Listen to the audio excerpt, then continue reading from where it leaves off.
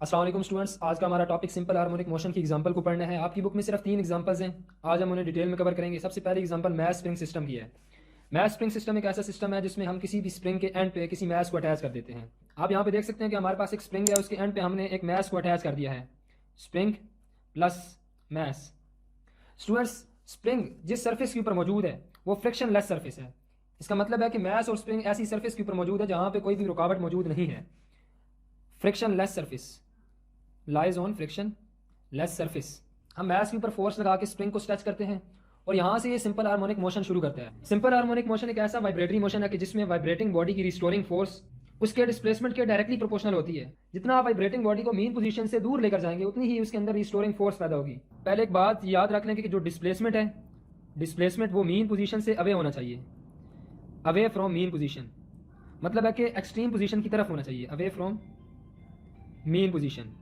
Mean position को equilibrium position भी कहा जाता है या फिक्स पोजीशन भी कहा जाता है। और जो रिस्टोरिंग फोर्स है वो मीन पोजीशन की तरफ होनी चाहिए। रिस्टोरिंग फोर्स एक ऐसी फोर्स है जो किसी भी वाइब्रेटिंग बॉडी को मीन पोजीशन की तरफ खींचती है। रिस्टोरिंग फोर्स हमेशा टुवर्ड्स द मीन पोजीशन होती है, towards the mean position. Students, जैसे हमने सिंपल हार्मोनिक मोशन की डेफिनेशन को समझा है, अब हम इसकी इक्वेशन लिख लेते हैं। इसकी इक्वेशन है restoring force is directly proportional to displacement. Minus sign indicate कर रहा है कि रिस्टोरिंग फोर्स और डिस्प्लेसमेंट की डायरेक्शन बिल्कुल ऑपोजिट है। प्रोपोर्शनैलिटी साइन हटाते हैं, दो चीज़ें आती हैं, सबसे पहले इक्वालिटी आएगी और दूसरा कांस्टेंट आएगा। यहाँ पे जो कांस्टेंट है उसे हम के कहते हैं और इसे स्प्रिंग कांस्टेंट का नाम दिया जाता है, वेयर के इज कॉल्ड स्प्रिंग कांस्टेंट। के को हम स्प्रिंग कांस्टेंट के तौर पे लेते हैं। स्टूडेंट्स, स्प्रिंग कांस्टेंट क्या है? स्प्रिंग कांस्टेंट हमें स्प्रिंग की सख्ती के बारे में बताता है, या आप ये भी कह सकते हैं कि स्प्रिंग कांस्टेंट हमें स्टिफनेस के बारे में बताता है कि स्प्रिंग कितना स्टिफ है, सख्त है।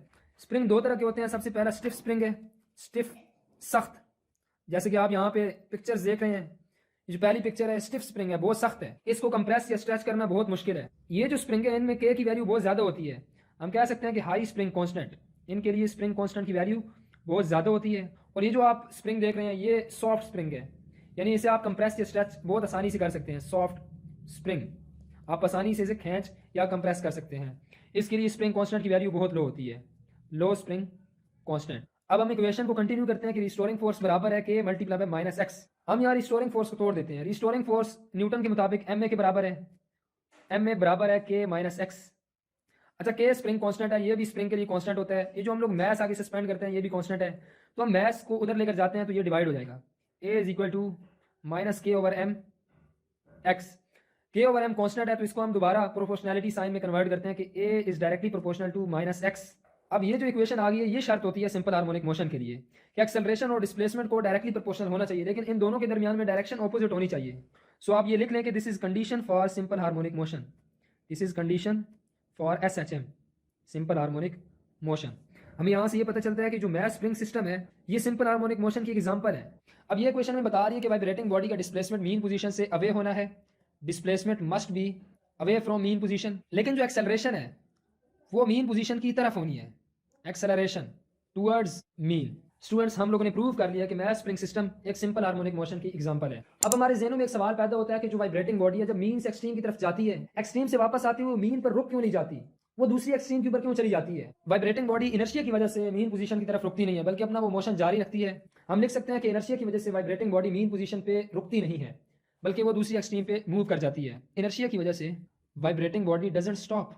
अब हम मैथ स्प्रिंग सिस्टम को लेकर SHM के फीचर पढ़ने जा रहे हैं। 10 इसकी खसूसियात हैं, एग्जामिनेशन पॉइंट ऑफ व्यू से वो बहुत अहम है और इंशाल्लाह डिमॉन्स्ट्रेशन के जरिए से ये फीचर्स आपको याद होने जा रहे हैं। अब सिंपल हार्मोनिक मोशन के 10 फीचर हैं तो उसके लिए हमें एक ब्लैंक स्क्रीन चाहिए, उसके लिए हम ये वाली स्पेस इस्तेमाल करेंगे। सबसे पहला फीचर है डिस्प्लेसमेंट का, कि वाइब्रेटिंग बॉडी ने कितना डिस्प्लेसमेंट कवर किया है मीन पोजीशन से। दूसरा फीचर है एक्सेलरेशन के ऊपर, कि वाइब्रेटिंग बॉडी की एक्सेलरेशन कितनी है। तीसरा फीचर वेलोसिटी पर है कि वाइब्रेटिंग बॉडी की वेलोसिटी कितनी है। चौथा फीचर काइनेटिक एनर्जी पर है कि वाइब्रेटिंग बॉडी की काइनेटिक एनर्जी कितनी है। और पांचवा और आखिरी फीचर है पोटेंशियल एनर्जी का, कि वाइब्रेटिंग बॉडी की पोटेंशियल एनर्जी कितनी है। मैंने यहाँ पे मीन पोजीशन और एक्सट्रीम पोजीशन को भी मेंशन कर दिया है। हमने देखना है कि डिस्प्लेसमेंट मीन पोजीशन पे कितना है, एक्सट्रीम पोजीशन पे कितना है। इसी तरह जो 4 पैरामीटर्स हैं ये मीन और एक्सट्रीम पे कितने हैं। आप यहाँ पे एक वाइब्रेटिंग बॉडी देख सकते हैं, अब यहाँ पे मीन पोजीशन पे मौजूद है, इसने कोई डिस्प्लेसमेंट कवर नहीं किया, तो इसका मतलब है मीन पोजीशन पे डिस्प्लेसमेंट जीरो होता है, जीरो।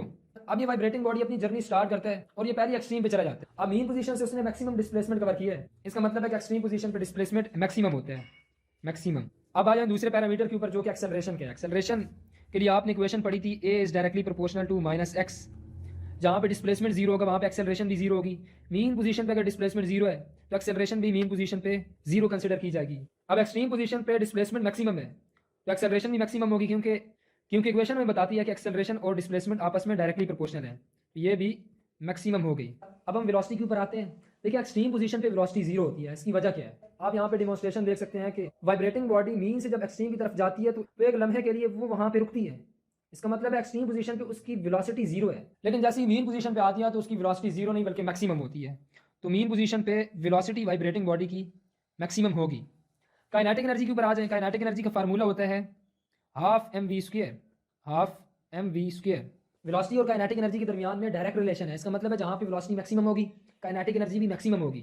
अगर मीन पोजीशन पे वेलोसिटी मैक्सिमम है तो काइनेटिक एनर्जी भी मीन पोजीशन पे मैक्सिमम होगी, और जहाँ पे वेलोसिटी जीरो है वहाँ पे काइनेटिक एनर्जी भी जीरो है। मैकेनिकल एनर्जी दो तरह की होती है, काइनेटिक एनर्जी, पोटेंशियल एनर्जी, जो कि एक्सचेंज होती जाती है। जहाँ पे काइनेटिक एनर्जी जीरो है वहाँ पे पोटेंशियल एनर्जी मैक्सिमम है, जहाँ पे पोटेंशियल एनर्जी जीरो है वहाँ पे काइनेटिक एनर्जी मैक्सिमम होगी। तो पोटेंशियल एनर्जी मीन पोजीशन पे कितनी होगी? काइनेटिक एनर्जी अगर मीन पोजीशन पे मैक्सिमम है तो पोटेंशियल एनर्जी मीन पोजीशन पे सिफर, जीरो होगी, लेकिन एक्सट्रीम पोजीशन पे पोटेंशियल एनर्जी मैक्सिमम होगी। अब ये 10 के 10 फीचर तमाम के तमाम वाइब्रेटिंग ऑब्जेक्ट्स जो कि सिंपल हार्मोनिक मोशन परफॉर्म करते हैं उनके लिए फीचर्स अप्लाई होते हैं। आपने इन्हीं फीचर्स को हेडिंग्स की सूरत में लिखना है।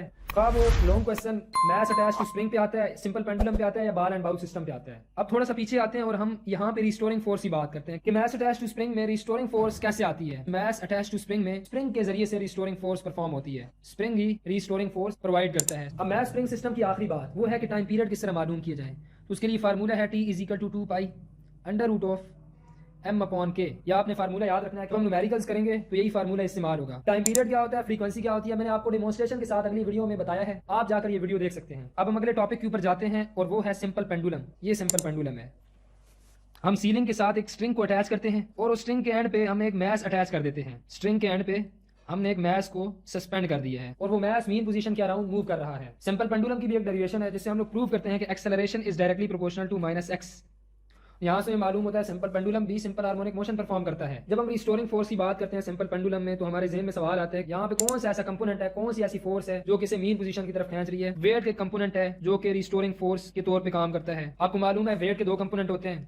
वेट का एक होता है एक्स कंपोनेंट जिसे हम कह सकते हैं डब्ल्यू एक्स, और एक होता है डब्ल्यू वाई। डब्ल्यू एक्स का फार्मूला होता है W X is equal to W cos theta, और डब्ल्यू वाई का फार्मूला होता है डब्ल्यू साइन थीटा। आप यहाँ पे डायग्राम देख सकते हैं कि जब ऑब्जेक्ट एक्सट्रीम पोजीशन के ऊपर मौजूद है तो वेट के दो कंपोनेंट लग रहे हैं, एक एक्स कंपोनेंट है और एक वाई कंपोनेंट है। अब स्ट्रिंग में मौजूद जो टेंशन है और वेट का जो एक्स कंपोनेंट है वो आपस में कैंसिल आउट हो जाते हैं क्योंकि ये दोनों एंटी पैरेलल हैं। अब पीछे वाई कंपोनेंट बच जाता है जो कि मीन पोजीशन की तरफ ऑब्जेक्ट को लेकर आता है। तो हम कह सकते हैं कि Y component of weight act as restoring force in simple pendulum. ये रिस्टोरिंग फोर्स के तौर पे एक्ट करने वाला वेट का कंपोनेंट डब्ल्यू साइन थीटा है, रिस्टोरिंग फोर्स। अगर आपसे पूछा जाए कि ऑब्जेक्ट जब एक्सट्रीम से मीन पोजीशन की तरफ मूव कर रहा होता है और मीन पोजीशन के ऊपर रुकता क्यों नहीं है, तो यकीनन आपका जवाब इनर्शिया होगा। इनर्शिया की वजह से ऑब्जेक्ट अपना मोशन जारी रखता है। स्टूडेंट्स अगर आपने सिंपल पेंडुलम के लिए टाइम पीरियड को फाइंड करना है तो आप ये फार्मूला लगाएंगे T is equal to 2 pi under root of L upon जी।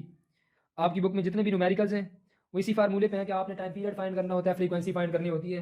जब सिंपल पेंडुलम का लॉन्ग क्वेश्चन आया ना तो आपने सबसे पहले एसएचएम की डेफिनेशन लिखनी है, उसके बाद सिंपल पेंडुलम की कंस्ट्रक्शन, उसकी इक्वेशन लिख देनी है, रिस्टोरिंग फोर्स की बात लेकर आनी है और फिर इनर्शिया का भी जिक्र कर देना है। आखिर में आपके पास लिखने के लिए बहुत कुछ होना है, वो होनी है 10 हेडिंग जो आप यहाँ पे देख सकते हैं कि displacement eight mean position, displacement eight extreme position, और पांचों की पांचों टर्मिनोलॉजीज को आपने एक्सप्लेन करना है कि वो मीन पोजीशन पे कितनी, एक्सट्रीम पोजीशन पे कितनी है। यहाँ से आपकी 10 हेडिंग बनेगी और सिंपल पेंडुलम का टॉपिक जो बुक में छोटा सा है लेकिन आप ज्यादा से ज्यादा लिख पाएंगे। अब आप तीसरी एग्जांपल को समझें जो कि है बॉल एंड बाउल सिस्टम। इसमें हमने एक प्याला लिया है, उसमें बॉल को फेंक दिया है। अब वो जो बॉल है वो वाइब्रेट कर रही है। ये जो पोजीशन आप देख रहे हैं ये मेन पोजीशन है और ये जो आप पोजीशन देख रहे हैं ये एक्सट्रीम पोजीशन है। इसी कंस्ट्रक्शन में भी हमने दो ही चीजें ली हैं जो कि आप यहाँ पे देख नहीं सकते हैं। एक बाउल ली है प्याला, उसमें हमने बॉल को प्लेस कर दिया है। आपकी बुक में इसकी कोई डेरिवेशन नहीं है लेकिन ये भी सिंपल हार्मोनिक मोशन परफॉर्म करती है, इस कंडीशन के ऊपर पूरी उतरती है। इस सिस्टम में रिस्टोरिंग फोर्स कहाँ से आती है? फोर्स ऑफ ग्रेविटी की वजह से। फोर्स ऑफ ग्रेविटी इसमें रिस्टोरिंग फोर्स का काम कर रही है। फोर्स ऑफ ग्रेविटी ही है जो कि बॉडी को एक्सट्रीम से मीन की तरफ लाती है। और वही पुरानी बात कि जब बॉडी एक्सट्रीम से मूव करती है तो मीन पे रुकती नहीं है बल्कि अपना मोशन जारी रखती है ड्यू टू